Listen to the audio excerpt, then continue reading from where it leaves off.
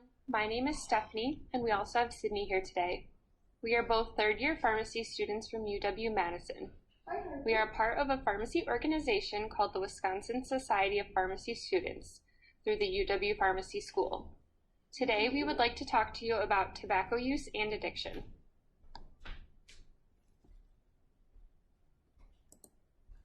Let's start out by thinking about what is even in a cigarette.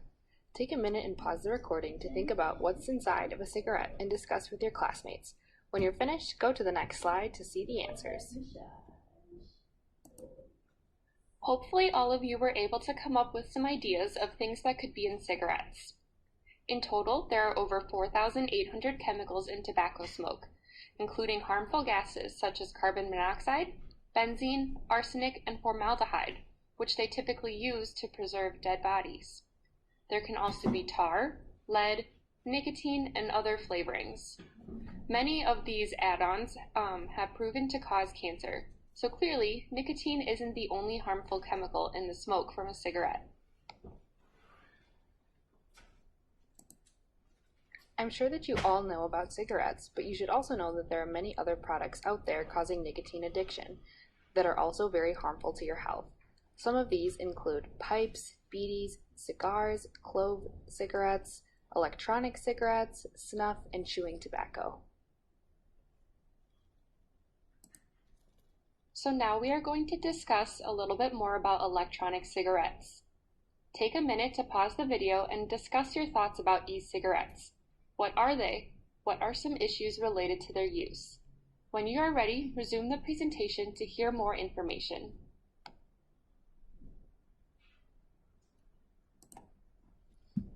So there is a big debate about e-cigarettes right now. These are one of the newest devices available from the tobacco industry. They look very similar to cigarettes, but they are designed to be different. They are supposed to mimic the action of smoking without the harm to your health. A wide variety of different kinds are available, and studies have been done that have found a huge range of nicotine amounts, some of which might not be safe. And beyond that, some of the same toxic chemicals and carcinogens that are in cigarettes have been found in these as well. You can trust us that you would not want to be breathing all of that stuff in. Unfortunately, the FDA, who regulates all the medications and medical devices in the US, does not have the power to regulate e-cigarettes. They are a dangerous new trend because it is unknown what exactly is in them, and companies may be using them to target younger people just like you, with a wide variety of flavors, and also because they have accessories similar to other electronic devices, such as a charger or a colorful LED light on the end.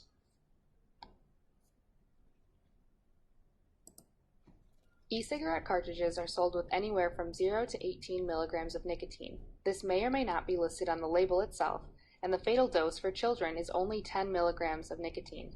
The FDA tested these cartridges and found diethylene glycol, which is also known as antifreeze, known carcinogens, and some that give different amounts of nicotine per puff. Teens are also more likely to use e-cigarettes versus cigarettes, but some of the chemicals found in cigarettes, the chemicals people think they're avoiding with e-cigarette use, are still found in the e-cigarettes. Additionally, teens who started smoking within 6 months of using e-cigarettes is 30.7% versus the 8.1% that did not use e-cigarettes and started smoking. It is important to note that lots of research still needs to be done about e-cigarettes, and these are not without harm. Even without the carcinogens that have been found, nicotine in these has its own effects on the body. Nausea, headache, dizziness, mouth and throat irritation, and those are just some. We also don't know the long-term effects of chronic e-cigarette use.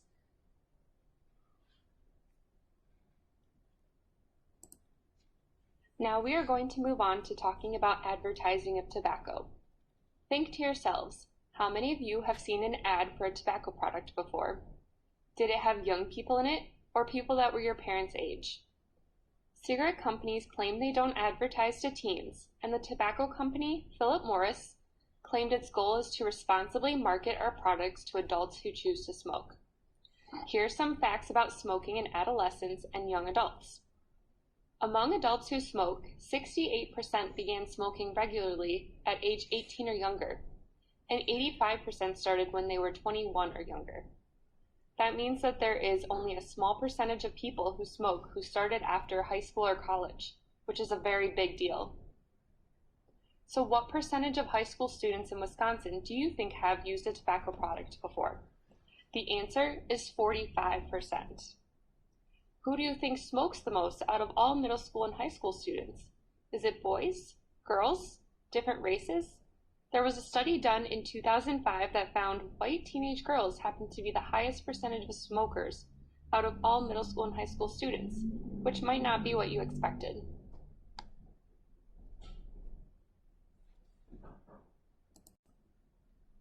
These are two direct quotes from people who work in the tobacco industry. If younger adults turn away from smoking, the industry will decline. Today's teenager is tomorrow's potential regular customer.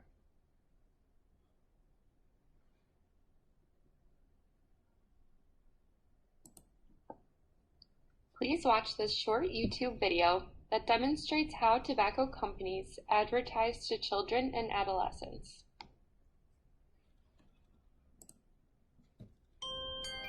Whoa! We showed these kids some products purchased at a nearby store and asked them what they thought. Ooh, this is cool. We all picked up the same thing. What they didn't know is that each one was a tobacco product. Oh, I think it's a grape. I see that right there. Oh, look at mine. It smells like yummy. This one looks super cool. Ooh, this looks shiny. It smells like strawberry. I'll say these are my favorite. Blueberries. Animals. Got two animals. Animal. Are these mints? Hey, look at this one. The tobacco industry spends nearly $1 million an hour marketing its addictive and deadly products. Pink is one of my favorite colors. With brightly colored packaging and fruit and candy flavors that kids love, who do you think they're targeting? Could I have one? How about we each get two? We guys found them, though. We get to keep them.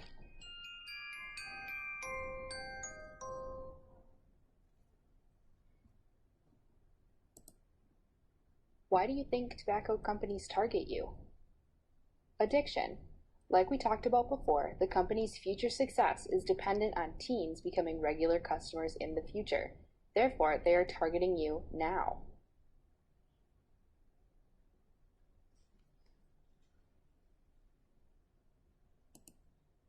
Let's use this timeline to model the speed of addiction. With the first use, tobacco is really unappealing. It tastes bad, you feel dizzy, and you feel like throwing up.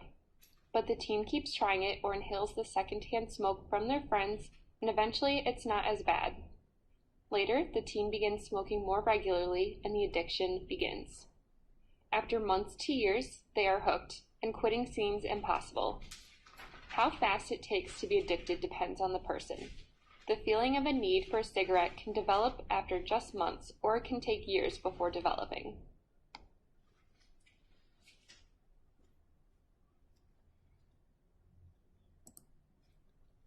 Let's take a look at how addiction works. When tobacco is consumed, the nicotine enters the brain. There are things in the brain called receptors, which the nicotine molecules can connect to, and the connection causes a release of certain chemicals.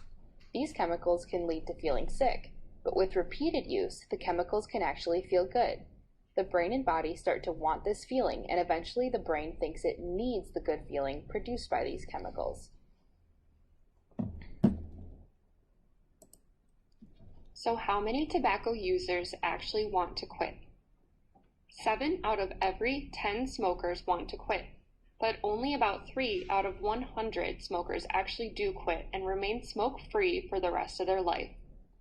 If you compare those numbers, they do not add up. 7 out of 10, so that is 70 and 100 want to quit, and only 3 of them can. So there are many more people out there who want to quit but have not. This is because tobacco products are very addictive, and that is due to, well, as we just learned, nicotine.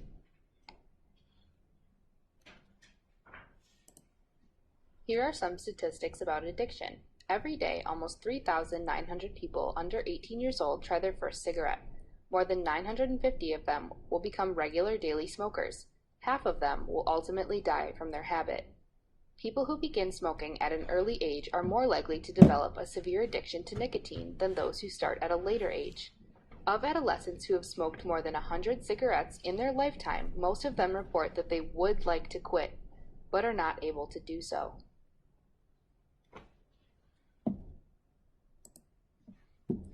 Right now, you may be thinking about someone you know who smokes. I have heard stories from people my age that when they learned what we are talking about today, they have gone home and yelled at their parents or family members only to have them laugh at them and tell them that they do not understand. If you can think of someone that smokes, keep in mind that it is important, if you want to encourage them to quit, that it isn't a good idea to yell at them. They may have made a bad choice in the past, but it is hard to make the right choice now. And why is that? It's addiction, and as we have learned, addiction is a process controlled by the brain.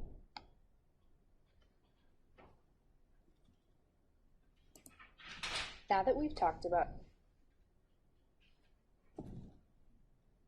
how nicotine causes addiction, let's talk about what cigarettes and tobacco do to you and those around you for as long as you use them.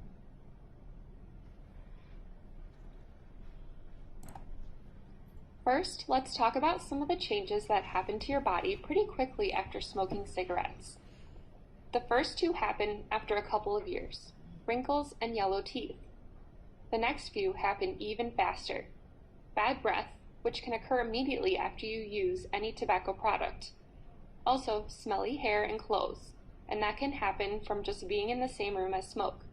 And it can make your house, your car, and everything you own smell like smoke.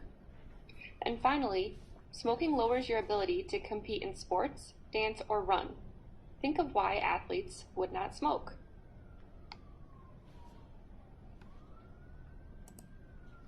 This is a picture of what a healthy lung looks like. Notice it's a pinkish white color and has a very smooth texture.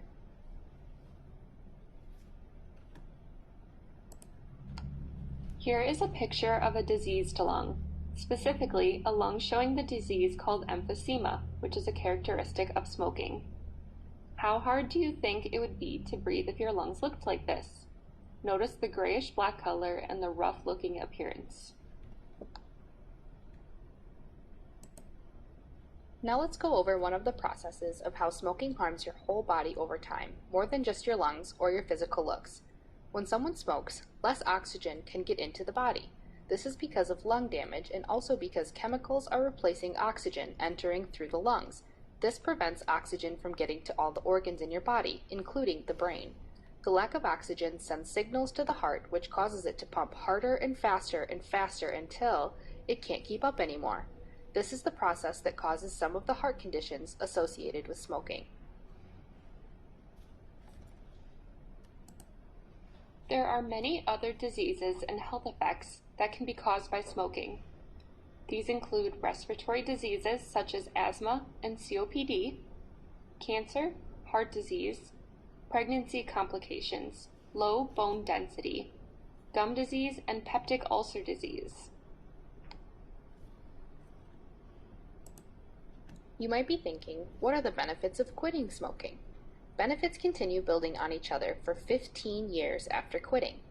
These include improved circulation, decreased chance of heart attack and heart disease, and decreased risk of cancer. No matter what age you are when you quit, the benefits are still great. The best way for someone to avoid health risks from tobacco is to never use it. However, it is healthier to stop smoking now than to keep smoking. There are benefits to quitting smoking at any age.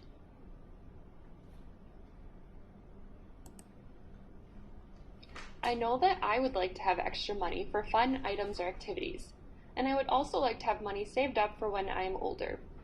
So let's do a little math to see how much money could have been in the bank if a person who smoked for 50 years had saved the money instead. We will say that a pack costs $7.34, which is the average cost for a pack of cigarettes in Wisconsin right now. If someone smoked half a pack per day for 50 years, they could have saved $296,000. If they smoked one pack per day, they could have saved almost $600,000. And if it was 2 packs per day, almost $1,200,000. Not only is smoking bad for your health, it is a very expensive habit.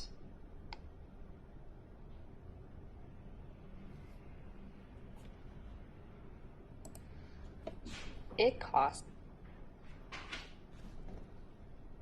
a lot of money to smoke cigarettes. There are some people out there who think they are really clever and will never become addicted and can quit in a year or so. That is usually not the case, but let's humor those people. If you smoke 1 pack per day for 1 year, you would spend $2,680. Think of all the other things you could buy in just 1 year instead of cigarettes.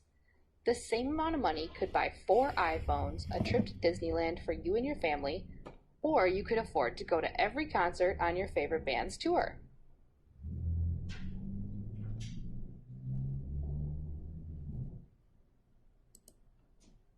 Thank you for taking the time to listen to our presentation. We hope that you now understand more about addiction and how the use of tobacco products can affect your health. Please note that we are healthcare students, not healthcare professionals. If you have any questions about your healthcare, please contact your healthcare professional. Thank you.